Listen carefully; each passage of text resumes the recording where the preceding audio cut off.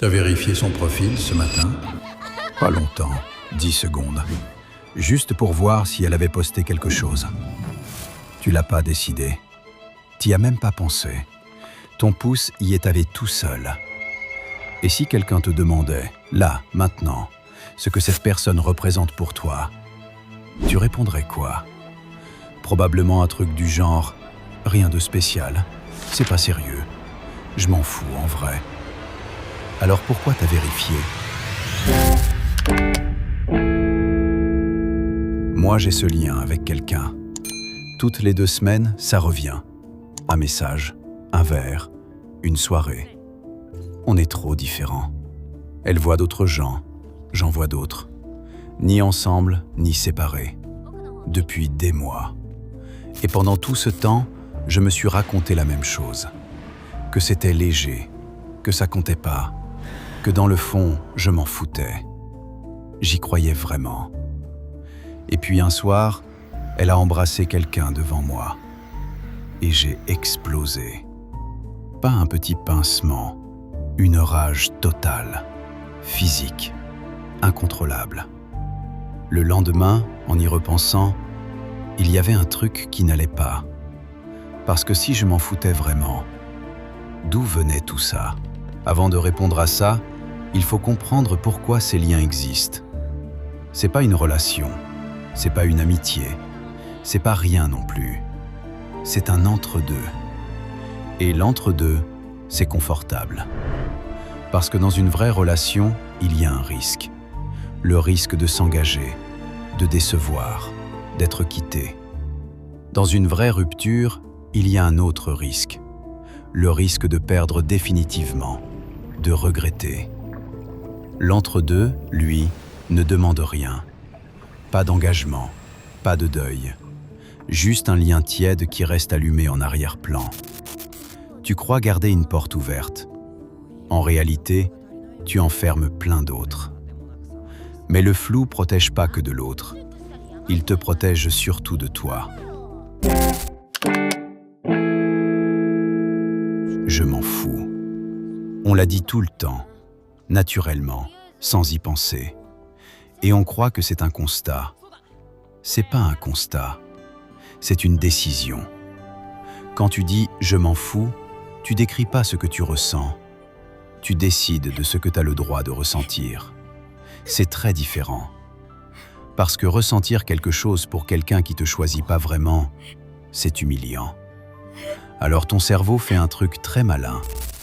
Il coupe le fil avant que ça fasse mal. Il désactive l'émotion en amont.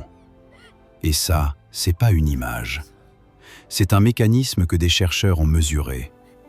En psychologie de l'attachement, ça porte un nom. On appelle ça une stratégie de désactivation. L'idée est simple et un peu vertigineuse. Tu ne coupes pas l'émotion parce qu'elle n'existe pas. Tu la coupes précisément parce qu'elle existe et que si tu la laissais monter, elle réveillerait un besoin que tu n'as pas envie de voir. Le besoin qu'on te choisisse, le besoin qu'on reste. Alors le cerveau fait l'économie du problème. Il éteint la lumière avant que tu vois ce qu'il y a dans la pièce. Je m'en fous, c'est pas de l'indifférence, c'est une anesthésie. Et une anesthésie, ça marche. C'est ça qui est troublant d'ailleurs. Ça marche vraiment. C'est pas du déni, c'est pas du théâtre. Tu y crois. Moi, j'y croyais. Ça marche, tant qu'on te touche pas au bon endroit. Ce soir-là, quand elle a embrassé ce mec, personne m'avait rien fait. Elle m'avait rien pris. On n'était pas ensemble. Elle avait le droit. Moi aussi, je voyais d'autres gens. Rationnellement, il s'était rien passé. Et pourtant, quelque chose est monté. Quelque chose que je contrôlais pas du tout. Et il y a une étude qui explique très précisément ce qui m'est arrivé ce soir-là. 3 chercheurs, Mikulincer, Dolev et Shaver. Ils demandent à des gens de supprimer leurs pensées liées à une rupture, de pas y penser, de mettre ça de côté. Puis ils leur font faire une tâche, parfois facile, parfois très difficile. Quand la tâche est facile, ça tient. Les gens évitants, ceux qui coupent l'émotion, y arrivent parfaitement. Aucune pensée ne remonte. Et ils gardent une image d'eux-mêmes solide. Ils vont bien. Ils s'en foutent. Mais quand la charge mentale augmente, quand le cerveau a plus assez de ressources pour tenir le couvercle, tout remonte d'un coup. Et pas seulement les pensées. Ce qui remonte avec, c'est une image beaucoup plus fragile de soi. Tu vois le truc? C'est pas juste que l'émotion revient. C'est que le « je vais bien » s'effondre en même temps. Les deux étaient tenus par le même effort. Ce soir-là, dans ce bar, j'étais pas en train de gérer une émotion.